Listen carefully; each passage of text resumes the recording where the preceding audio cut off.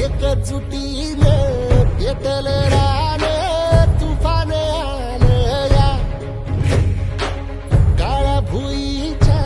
भेटीला हे आभाळ आलं या भेगाण माय मातीच्या ह्या डोळ्यात जागली या आस घेऊन हात हातामंदी घेतला लेकरांनी ध्यास लई दिसानी भारल्या वाणी शिवार झालं